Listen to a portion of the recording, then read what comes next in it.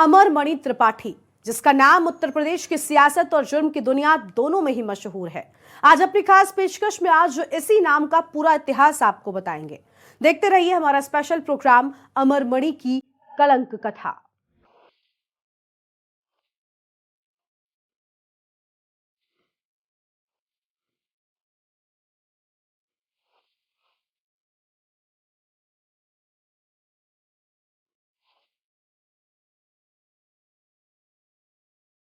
कवित्री मधुमिता हत्याकांड में उम्र कैद की सजा काट रहे पूर्वांचल के कद्दावर नेता व पूर्व मंत्री अमरमणि त्रिपाठी और उनकी पत्नी मधुमणि को रिहाई शुक्रवार की देर शाम हो गई।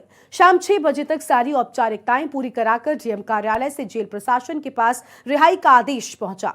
जेलर डिप्टी जेलर शाम 6:58 तक आदेश की कॉपी लेकर बीआरडी मेडिकल कॉलेज के लिए रवाना हो गए। वहीं शाम 7:20 पर उनकी रिहाई हो गई। लेकिन रिहाई के बाद अभी भी मुश्किलें बरकरार हैं, क्योंकि देश की सर्वोच्च अदालत ने यूपी सरकार से रिहाई के मामले में 8 हफ्तों में अब जवाब मांगा है।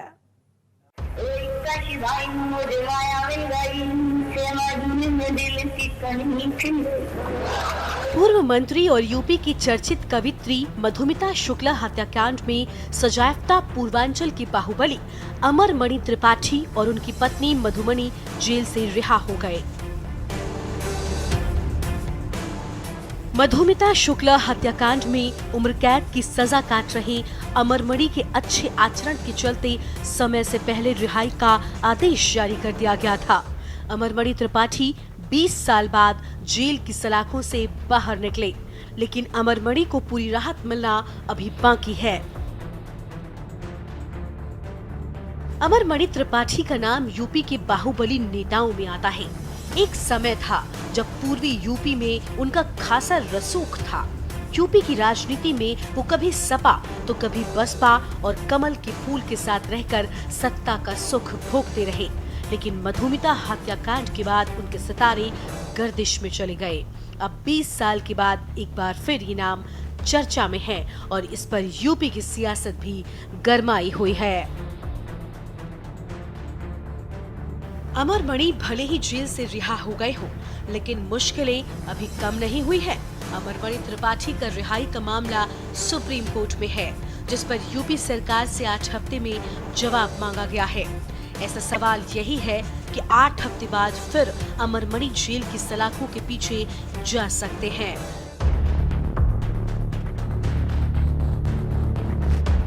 यूपी में अगले साल लोकसभा के चुनाव होने हैं। ऐसे में अमरमणि त्रिपाठी की रिहाई की टाइमिंग पर भी सवाल उठ रहे हैं। तब इस जुबान से ही यूपी की सियासत भी एक बार गर्मा गई है और मामले में सुप्रीम कोर्ट की भी नजर बनी हुई है। इस पहले गुरुवार को यूपी सरकार ने अमरमणि त्रिपाठी और उनकी पत्नी को रिहा करने का आदेश दिया था। यूपी सरकार के इस फैसले के खिलाफ कवित्री मधुमिता शुक्ला की बहन निधि शुक्ला ने सुप्रीम कोर्ट का दरवाजा खटखटाया। निधि शुक्ला की याचिका पर जस्टिस अनिरुद्ध बोस की कोर्ट में शुक्रवार को सुनवाई हुई, जिसके बाद जस्टिस अनिरुद्ध बोस ने यूपी सरकार को नोटिस जारी कर जवाब तलब कर लिया, लेकिन सुप्रीम कोर्ट ने रिहाई पर रोक लगाने से इनकार कर दिया। दुख और शर्म महसूस होती है कि हमने न्याय की उम्मीद सबसे करी थी, इस प्रदेश में करी थी। अब 8 हफ्ते का समय है। ये समय मेरे लिए आप ये समझ लीजिए तलवार की धार पे हम चल रहे हैं। कल से जब से ये निर्णय आया है रिहाई का अमरमणि की, तब से 6 फ़ोन कॉल्स मेरे पास आ चुकी हैं अलग अलग नंबरों से। उल जलूल वो लोग बातें कर रहे हैं। अब ये 8 हफ्ते अमरमणि जैसा आदमी जबरदस्त पावर गेम खेलेगा। शुक्रवार को कोर्ट परिसर में जब निधि रोने लगी तो आसपास के लोगों ने उनको दिलासा देने की कोशिश की। इस पर निधि ने रोते हुए कहा, 20 साल से दौड़ रहे थे। CBI, CBCID, session court, high court, supreme court, सब कुछ हो गया, लेकिन आज तक न्याय नहीं मिला। कोर्ट ने उम्र कैद की सजा दी थी, लेकिन सरकार कभी भी अमरमणि को जेल ही नहीं भेज पाई। मेरे अंदर मेरी मधुमिता का खून है। जिसने जीवन में समझौता नहीं किया, हार नहीं मानी, मैं उसी की बहन हूँ। और 20 वर्षों तक मैंने संघर्ष किया है कि 20 वर्षों तक लड़े हम, हारे नहीं हम माफिया से, देश हारा, न्याय हारा, राजनैतिक फातिया से। अमर मणि और उनकी पत्नी कहने को तो जेल में रहे, लेकिन उनका ज्यादातर वक्त गोरखपुर के बीआरटी मेडिकल कॉलेज में बीता। जब से सजा हुई दोनों ज्यादातर बीमार रहे। मधुमिता की बहन निधि के मुताबिक अमर मणि ने अपनी सजा का 60% हिस्सा अस्पताल में गुजारा। दरअसल बीआरटी मेडिकल कॉलेज के प्राइवेट वार्ड की दूसरी मंजिल पर 32 कमरे हैं। इनमें ऊपरी हिस्से के 16 नंबर के कमरे में अमर मणि त्रिपाठी और उनकी पत्नी मधुमणि एडमिट रहे हैं। सबको ये पता था और ये हमारी गलती थी कि हमने सबको ये बता दिया था कि 25 अगस्त को सुनवाई है और 24 तारीख की रात में आपाधापी में ये फैसला आया। सारा प्रदेश ये समझ सकता है कि ये फैसला रात में क्यों आया। 25 को सुनवाई थी, 24 को ये फैसला क्यों आ गया, सबको सब कुछ पता है। और जो मेरे पास सबूत हैं वो मेरे मनगढ़ंत नहीं है, बल्कि एक लंबी लड़ाई आयोग से लड़के मैंने वो पत्र सरकारी सब इकट्ठा किए हैं जो ये साबित करते हैं, जिसमें स्पष्ट रूप से लिखा हुआ है कि 2012 से 2023 तक अमर मणि त्रिपाठी, मधुमणि त्रिपाठी जेल गए ही नहीं। अमर मणि त्रिपाठी के मामले में जेल प्रशासन से लेकर बीआरटी मेडिकल कॉलेज प्रशासन कुछ भी बोलने को तैयार नहीं होता है। सवाल करने पर कहा जाता है कि बिना ऊपर से आदेश के हम कोई जानकारी नहीं दे सकते। लेकिन अब सब बीती बातें हो चुकी हैं, क्योंकि अमर मणि त्रिपाठी जेल से बाहर आ चुका है। बता दें कि 18 अगस्त 2023 को सुप्रीम कोर्ट ने रिहाई का आदेश पारित किया। इसमें लिखा था कि उनकी उम्र 66 साल होने के करीब 20 साल तक जेल में रहने और अच्छे आचरण को देखते हुए किसी अन्य वाद में शामिल न हो तो रिहाई कर दी जाए। अमर मणि की रिहाई पर बेटे अमन मणि ने भी अपनी बात रखी है। ऊपर वाले का आशीर्वाद है और हम लोग 20 वर्षों से इसके लिए तरस रहे थे, अपने माँ बाप के लिए तरस रहे थे। आज वो घड़ी आई है। हम, हमारा पूरा परिवार, सभी लोग बहुत खुश हैं, अत्यंत खुश हैं। इस खुशी को बयान नहीं किया जा सकता। हमारे परिवार का पूरा विश्वास भारत के संविधान में, भारत के कानून में है और हम लॉ अबाइडिंग सिटीजन हैं। हम हरदम भारत के संविधान से बाध्य रह करके ही हर काम करते हैं। बता दें कि अमर मणि त्रिपाठी के बेटे अमन मणि त्रिपाठी भी पहली बीवी के मर्डर केस में जेल जा चुके हैं, लेकिन अब दोनों ही जेल से बाहर हैं। भले ही अमर मणि की जेल से रिहाई हो चुकी हो, लेकिन मधुमिता शुक्ला हत्याकांड से कलंक का जो टीका उनके माथे पर लगा था वो आज भी बरकरार है। स्पेशल डेस्क, के न्यूज़ इंडिया। कवित्री मधुमिता शुक्ला एक ऐसा नाम जिसने कम उम्र में न सिर्फ अपनी पहचान बनाई, बल्कि कविताओं के कहने की क्षमता को मधुमिता में थी। उसने सबको उसका दीवाना बना दिया था। लेकिन मधुमिता ने कभी सोचा भी नहीं था जो कविताएं उसके लिए नाम और पहचान बना रही हैं, वो उसकी जिंदगी में तूफान लाने वाली हैं। तेज तर्रार और बेबाक अंदाज के चलते मधुमिता 16 से 17 साल की उम्र में ही बहुत मशहूर हो गई। धीरे धीरे मधुमिता हिंदी कवि सम्मेलनों की शान बन गई, जिसके बाद मधुमिता की जिंदगी हमेशा के लिए बदल गई। अमर मणि त्रिपाठी एक ऐसा नाम जो यूपी में एक बार फिर चर्चा में है, लेकिन यूपी में इस नाम की चर्चा के पीछे भी एक नाम है जिसका नाम था मधुमिता शुक्ला। मधुमिता शुक्ला जो यूपी के लखीमपुर खीरी की रहने वाली थी। मधुमिता एक कवित्री थी। कवि सम्मेलनों में अपनी कविता गाकर उन्होंने अपनी एक अलग पहचान बनाई। उनकी कविताओं में मुख्यमंत्री से लेकर देश के प्रधानमंत्री समेत तमाम बड़े नेता निशाने पर होते थे, जो उसकी कविताओं के दीवाने थे।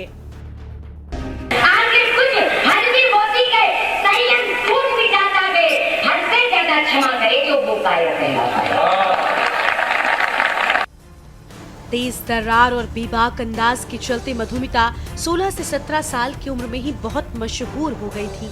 धीरे धीरे मधुमिता हिंदी कवि सम्मेलनों की शान बन गई। बढ़ती प्रसिद्धि के साथ उनका बड़े बड़े नेताओं, रसूखदार लोगों से मिलना जुलना भी शुरू हो गया। इस दौरान उनकी मुलाकात अमरमणि त्रिपाठी से हो गई, जिसके बाद मधुमिता की जिंदगी ऐसी उलझी जो कभी सुलझ नहीं सकी। मधुमिता शुक्ला कवि सम्मेलनों में जाती थी, वीर रस की कविताएं पढ़ती थी। कवि के तौर पर मधुमिता का कोई बड़ा नाम नहीं था। इसी दरमियान मधुमिता का संपर्क अमरमणि से हुआ। वो अमरमणि के संपर्क में जैसे ही आई, उसकी पहचान बढ़ने लगी। मंच पर भी मधुमिता को तवज्जो मिलने लगी। सत्ता और पावर की नजदीकी ने उसे ताकतवर बना दिया। अमरमणि की नजदीकी मधुमिता को रास आने लगी। दोनों का ये रिश्ता प्रेम में बदल गया। बताया जाता है कि मधुमिता अक्सर अमरमणि के घर जाती थी। उनकी मां को मधुमिता की कविताएं बहुत पसंद थीं। मधुमिता के अमरमणि की मां और उनकी पत्नी से भी अच्छे संबंध थे। धीरे धीरे दोनों में नजदीकियां बढ़ती गई और शादीशुदा अमरमणि 24 साल की कवित्री पर अपना दिल हार बैठे। समय के साथ साथ दोनों के रिश्ते के बारे में उनके परिवार वालों को भी पता चल गया। दोनों के बीच शारीरिक संबंध बन गए। इसी दौरान मधुमिता गर्भवती हो गई। कहा जाता है कि मधुमिता अमरमणि पर शादी का दबाव डाल रही थी। ये बात जब अमरमणि की पत्नी मधुमिता को पता चली तो उन्हें नागवार गुजरी। उन्होंने मधुमिता को कई दफे समझाने की कोशिश की, लेकिन उन्होंने किसी की नहीं सुनी। मधुमिता शुक्ला का 2 बार अबॉर्शन कराया जा चुका था। तीसरी बार जब वो प्रेग्नेंट हुई तो उसने अबॉर्शन से मना कर दिया। वो इस बार बच्चे को जन्म देना चाहती थी। अमरमणि इस रिश्ते को स्वीकार करने की मूड में नहीं थी। वो मधुमिता को किसी भी स्थिति में अबॉर्शन के लिए राजी नहीं हो रही थी। देखते ही देखते मधुमिता की प्रेगनेंसी 7वें महीने में पहुंच गई थी।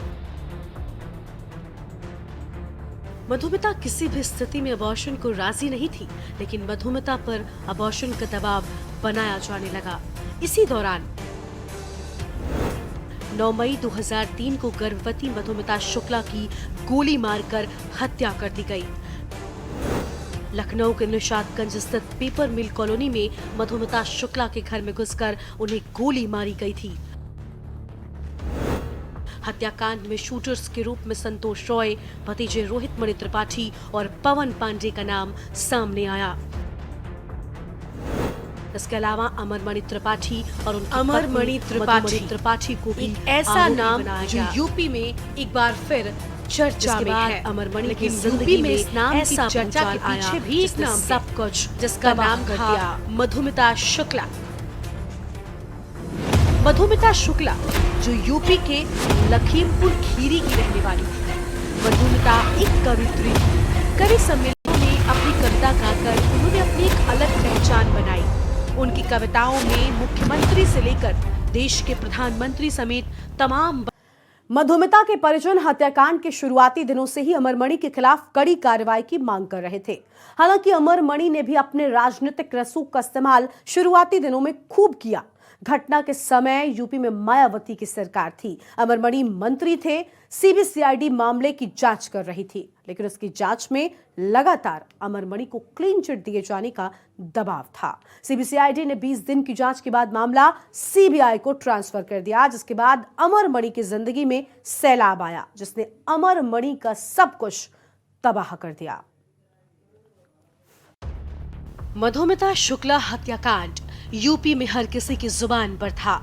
मधुमिता शुक्ला की हत्या राजनीतिक मुद्दे के साथ एक ऐसा केस बन चुका था जिसने हर किसी को सोचने पर मजबूर कर दिया कि आखिर मधुमिता शुक्ला हत्याकांड के पीछे का मास्टरमाइंड कौन है। मधुमिता शुक्ला की हत्या प्रदेश की एक हाई प्रोफाइल मामला बन चुका था।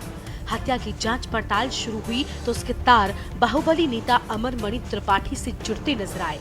पुलिस को एक ऐसा सुराग मिला जिसने कद्दावर नेता अमरमणि का पूरा राजनीतिक जीवन चौपट कर दिया। लखनऊ के महानगर थाने में हत्या का केस दर्ज कराया गया। महानगर एसएचओ अजय कुमार चतुर्वेदी ने घटना की जांच शुरू की। एसएचओ ने जांच के दौरान मधुमिता की डायरी और अन्य जानकारियां इकट्ठा की। घटना के इकलौते गवाह घर के नौकर को सुरक्षा दी गई। हालांकि मधुमिता की बहन इस केस में पुलिस की कार्रवाई से संतुष्ट नहीं थी, जिसके बाद मामले को सीबीसीआईडी को सौंप दिया गया। सीबीसीआईडी ने केस की जांच अपने तरीके से तेज कर दी थी। इस मामले में अहम मोड़ जून 2003 में आया, जब केस की जांच कर रहे 1967 बैच के आईपीएस महेंद्र लालका को सरकार ने सस्पेंड कर दिया। दरअसल आईपीएस लालका ने हत्याकांड में सरकार में मंत्री अमरमणि की संलिप्तता पाई थी। महेंद्र लालका की जांच को लेकर सरकार ने माना कि केंद्र के दबाव में आईपीएस की ओर से जांच की दिशा को मोड़ा जा रहा है। हालांकि सस्पेंडेड आईपीएस की जांच सही थी। मधुमिता के परिजन कांड के शुरुआती दिनों से अमरमणि के खिलाफ कार्रवाई की मांग कर रहे थे। हालांकि अमरमणि ने अपने राजनीतिक रसूख का इस्तेमाल शुरुआती दिनों में खूब किया। घटना के समय में यूपी में मायावती की सरकार थी, अमरमणि मंत्री थे। सीबीसीआईडी मामले की जांच कर रही थी, लेकिन उसी जांच में लगातार अमरमणि को क्लीन चिट दिए जाने का दबाव था। सीबीसीआईडी ने 20 दिन की जांच के बाद मामला सीबीआई को ट्रांसफर कर दिया। सीबीआई ने महानगर थाने में दर्ज की एक हत्या के मुकदमे की जांच शुरू की। मधुमिता शुक्ला हत्याकांड एक बड़ा राजनीतिक मुद्दा बन गया। सीबीआई ने घटना की जांच की गति तेज की। अमरमणि की घटना में संलिप्तता को देखते हुए सितंबर 2003 में उसे गिरफ्तार किया गया। सीबीआई ने जांच में पाया कि मधुमिता की हत्या के बाद एक कॉल गोरखपुर में अमरमणि त्रिपाठी की पत्नी मधुमणि को किया गया था। बाद में मधुमणि को भी इस केस में आरोपी बनाया गया। इसके बाद अमरमणि ने जमानत पाने की कोशिशें शुरू की। अमरमणि ने केस की जांच के क्रम में डीएनए जांच कराने से मना कर दिया था। गवाहों से पूछताछ शुरू हुई तो अमरमणि के रसूख के कारण 2 गवाह अपने बयान पलट गए, लेकिन मधुमिता शुक्ला के एक पत्र ने इस कांड की दशा और दिशा दोनों बदल दिए। दरअसल प्रेग्नेंट होने के बाद मधुमिता ने अमरमणि को एक भावुक खत लिखा था, जिसे उसकी मौत के बाद जांच एजेंसियों ने उसके कमरे से बरामद किया। इस पत्र में लिखा था, 4 माह से मैं मां बनने का सपना देख रही हूँ। तुम इस बच्चे को स्वीकार करने से मना कर रहे हो, पर मैं नहीं। क्या मैं महीनों इसे अपनी कोख में रखकर इसकी हत्या कर दूं? क्या तुम्हें दर्द का अंदाजा नहीं है? तुमने मुझे सिर्फ एक उपभोग की वस्तु समझा है। मधुमिता की ये चिट्ठी जांच टीम को हत्याकांड की गुत्थी सुलझाने में अहम साबित हुई। हत्याकांड के बाद मधुमिता के गर्भ में पल रहे बच्चे का डीएनए टेस्ट किया गया। अमरमणि को डीएनए टेस्ट कराने को कहा गया। पहले तो वो नहीं माना, बाद में जब डीएनए टेस्ट हुआ तो बच्चे का डीएनए अमरमणि से मिल गया। जांच की स्थिति और परिवार के खतरे को देखते हुए मधुमिता की बहन सुप्रीम कोर्ट पहुंच गई। मधुमिता की बहन ने केस लखनऊ की अदालत से दिल्ली या तमिलनाडु शिफ्ट करने की अपील की। सुप्रीम कोर्ट ने सुनवाई के बाद साल 2005 में केस उत्तराखंड को ट्रांसफर कर दिया। देहरादून के विशेष कोर्ट में सुनवाई शुरू हुई। 24 अक्टूबर 2007 को देहरादून सेशन कोर्ट ने मधुमिता शुक्ला हत्याकांड में फैसला सुनाया। अमरमणि त्रिपाठी, मधुमणि त्रिपाठी और 3 अन्य आरोपियों को देहरादून सत्र न्यायालय में उम्र कैद की सजा सुना दी गई। अमरमणि ने सेशन कोर्ट के फैसले को नैनीताल हाई कोर्ट और सुप्रीम कोर्ट में चुनौती दी, जहां उसकी सजा को बरकरार रखा गया।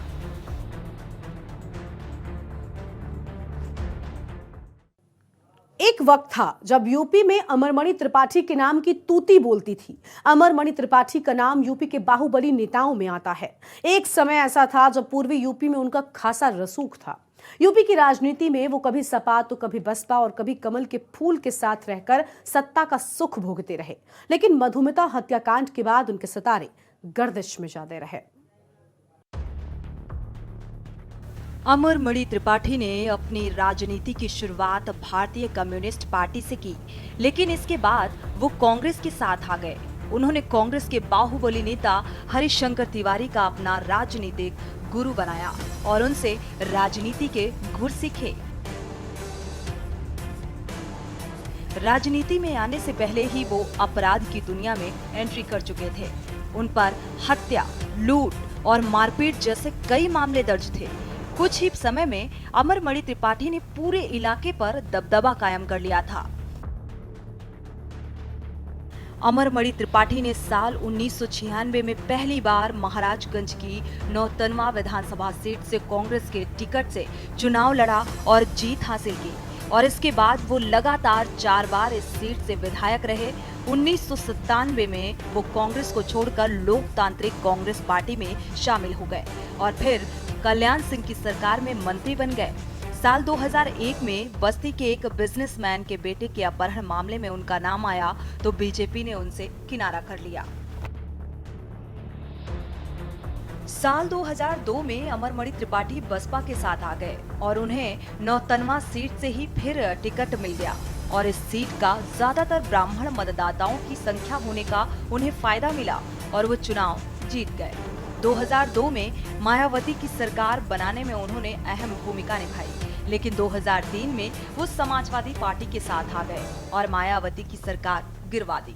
माना जाता है कि इसमें अमरमणि का हाथ था और इसके बाद राज्य में मुलायम सिंह सरकार बनी और उन्हें कैबिनेट मंत्री बनाया गया। साल 2003 में काव्यत्री मधुमिता शुक्ला हत्याकांड के बाद उनके जीवन में ऐसा भूचाल आया कि वो उससे उबर नहीं सके। मधुमिता की गोली मारकर हत्या कर दी गई थी। जांच में पता चला कि वो उस समय गर्भवती थी। डीएनए जांच में बच्चे के पिता के तौर पर अमरमणि त्रिपाठी का नाम सामने आया। साल 2007 में उन्हें इस मामले में दोषी पाया गया और अदालत ने उन्हें आजीवन कैद की सजा सुनाई। जेल में रहकर उन्होंने अपने बेटे अमरमणि त्रिपाठी को भी विधायक बनाया। कई बार उन पर जेल से ज्यादा अस्पताल में समय बिताने का आरोप लगा। अमरमणि त्रिपाठी जेल में भले ही रहे पर क्षेत्र में उनका दबदबा कभी कम नहीं हुआ। अमरमणि जेल में भी रहने के बाद चुनाव जीते। इतना ही नहीं, उनके बेटे अमरमणि को भी यहाँ की जनता ने भरपूर सहयोग दिया। इसकी सबसे बड़ी वजह यही रही कि खुद अमरमणि और उनका परिवार हमेशा यहाँ की जनता के सहयोग के लिए तत्पर रहता था। हर स्थिति में जनता के बीच मौजूद रहना अमरमणि की सबसे बड़ी विशेषता रही। गोरखपुर में छात्र राजनीति के वर्चस्व की जंग से उपजे अमरमणि त्रिपाठी की राजनीति का अस्त एक महिला की हत्याकांड में संलिप्तता के कारण हुआ। 9 मई 2003 को लखीमपुर खीरी की 24 साल की कवयित्री मधुमिता शुक्ला की हत्या कर दी गई। मधुमिता के लखनऊ के पेपर मिल कॉलोनी स्थित घर में उस दिन 2 बंदूकधारी घुसे थे। दोनों ने मधुमिता को गोली मारकर मौत के घाट उतार दिया था। हत्याकांड की गूंज पूरे उत्तर प्रदेश में फैली। मुलायम सिंह यादव सरकार में मंत्री अमरमणि त्रिपाठी पर शक की सुई गई, लेकिन एक मंत्री पर कोई हाथ डालने को तैयार नहीं था। केंद्र में चल रही अटल बिहारी वाजपेयी सरकार की भी इस घटना पर नजर थी। दरअसल इस घटना से 2 साल पहले बस्ती के एक कारोबारी के 15 साल के बेटे के अपहरण केस में अमरमणि का नाम सामने आया था। राहुल नाम के बच्चे का अपहरण कर अमरमणि के बंगले में रखा गया था। मामला सामने आने के बाद तत्कालीन सीएम राजनाथ सिंह ने अमरमणि को मंत्रिमंडल से बाहर किया। कवयित्री मधुमिता शुक्ला हत्याकांड ने अमरमणि की राजनीति पर बड़ा दाग लगाया, जिसके चलते 20 सालों तक जेल में रहना पड़ा और राजनीतिक करियर में भी ब्रेक लग गया। विनीत शर्मा, स्पेशल डेस्क, के न्यूज इंडिया। हमारे इस खास कार्यक्रम में बस इतना ही। आप देखते रहिए के न्यूज इंडिया।